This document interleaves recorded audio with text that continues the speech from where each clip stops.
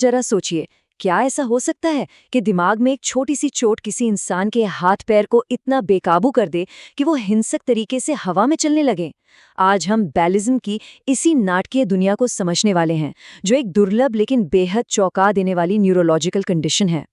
तो चलिए देखते हैं कि आज का हमारा रोड मैप क्या है। हम शुरुआत करेंगे ये समझने से कि बैलिज्म आखिर है क्या। फिर एक मरीज के केस से देखेंगे कि ये असल में कैसा दिखता है।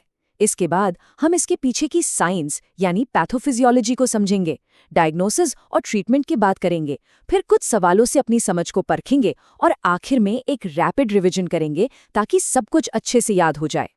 तो चलिए सबसे पहले बैलिज्म शब्द से ही शुरू करते हैं, क्योंकि इसकी जड़ों में ही इसका मतलब छिपा है। तो ये जो शब्द है बैलिज्म, ये आया है ग्रीक के बैलिस्मोस से, जिसका मतलब है कूदना, और एक लैटिन शब्द है बैलिस्टा, जो एक प्राचीन गुलेल होती थी। जरा उस गुलेल से निकलते पत्थर की कल्पना कीजिए, कितनी तेज, हिंसक और बेकाबू होती है उसकी हरकत। बिल्कुल वैसी ही हरकतें इस डिसऑर्डर की पहचान हैं। तो थ्योरी तो समझ आ गई, पर असल जिंदगी में ये कैसा दिखता है? चलिए इसे समझने के लिए इमरजेंसी रूम में चलते हैं और एक क्लिनिकल पजल को सुलझाते हैं।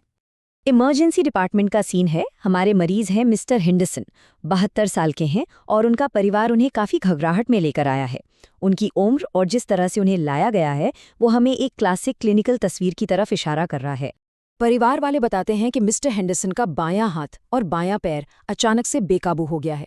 वो बहुत जोर जोर से हिंसक तरीके से हिल रहे हैं, जैसे कोई उन्हें फेंक रहा हो। और ये कोई छोटे मोटे झटके नहीं हैं, ये बहुत बड़े जोरदार मूवमेंट्स हैं जो कंधे और कूल्हे से शुरू हो रहे हैं। और सबसे ज़रूरी बात, ये सब कुछ सिर्फ शरीर के एक तरफ हो रहा है। ये हमारे लिए एक बहुत बड़ा सुराग है। तो अब सोचने की बारी है, इन सुरागों को जोड़ते हैं।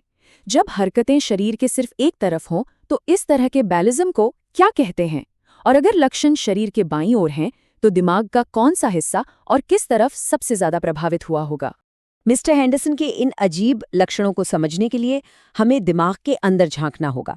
आखिर ऐसा क्या हुआ कि दिमाग का मूवमेंट कंट्रोल सिस्टम ही गड़बड़ा गया? सारी कहानी एक खराब ब्रेक की है। हमारे दिमाग के मूवमेंट सिस्टम को एक गाड़ी समझिए। उसमें एक एक्सेलरेटर है जो हरकत शुरू करवाता है और एक ब्रेक है जो गैर जरूरी हरकतों को रोकता है। एक नॉर्मल दिमाग में सबथैलेमिक न्यूक्लियस या STN एक बहुत ही मजबूत ब्रेक का काम करता है। ये लगातार फालतू की हरकतों को रोक कर रखता है ताकि सिर्फ वही मूवमेंट हो जो हम करना चाहते हैं। अब सोचिए, अगर उस गाड़ी का ब्रेक फेल हो जाए तो क्या होगा? बैलिज्म में ठीक यही होता है। अक्सर स्ट्रोक की वजह से कॉन्ट्रालैटरल STN में एक घाव हो जाता है। कॉन्ट्रालैटरल का मतलब है उल्टी तरफ। मतलब अगर हरकतें शरीर के बाईं तरफ हैं तो घाव दिमाग के दाईं तरफ होगा। ये घाव एक तरह से ब्रेक की तार काट देता है, और जब ब्रेक ही ना हो तो थैलेमस, जो मूवमेंट का मेन रिले स्टेशन है, पूरी तरह बेकाबू हो जाता है। और नतीजा वही हिंसक बैलिस्टिक हरकतें जो हमने मिस्टर हेंडरसन में देखी।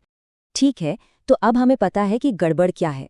अब सवाल ये है कि एक डॉक्टर के तौर पर हम इसके लिए क्या कर सकते हैं। चलिए अब डायग्नोसिस और ट्रीटमेंट के प्रैक्टिकल अप्रोच को समझते हैं।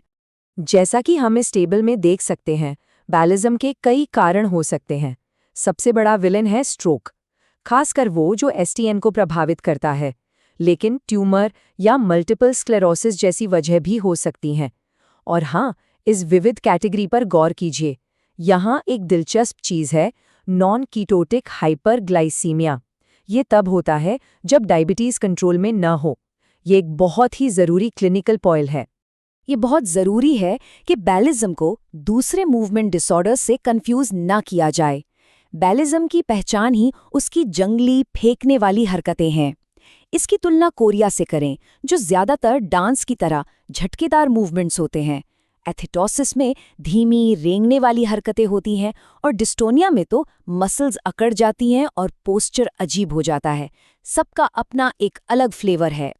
बैलिज्म का इलाज एक स्टेप बाय स्टेप प्रोसेस है।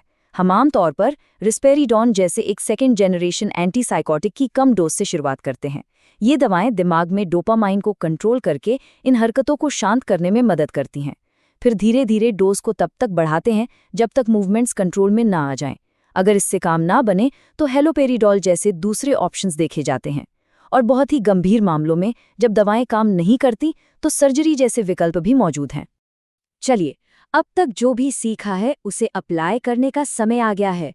कुछ क्लिनिकल सवालों के लिए तैयार हो जाइए। एक नया केस देखते हैं। एक 78 साल की महिला है जिनकी डायबिटीज कंट्रोल में नहीं है।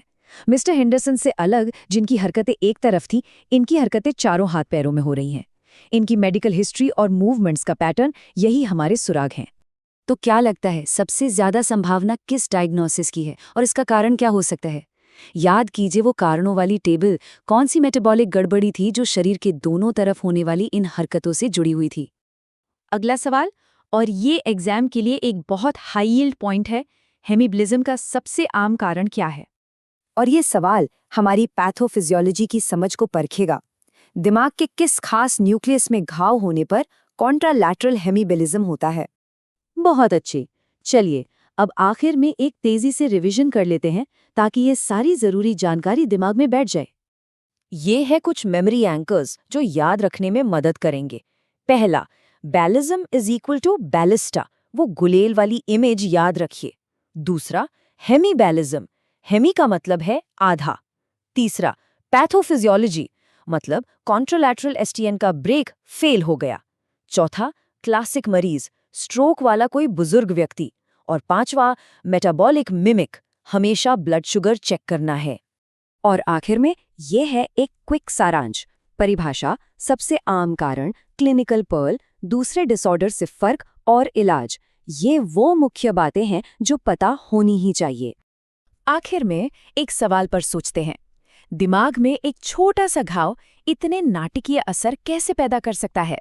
ये हमें दिखाता है कि नॉर्मल मूवमेंट को कंट्रोल करने के लिए हमारे दिमाग में कितना सटीक और नाजुक बैलेंस बना हुआ है। वाकई इंसान का दिमाग एक कमाल की मशीन है।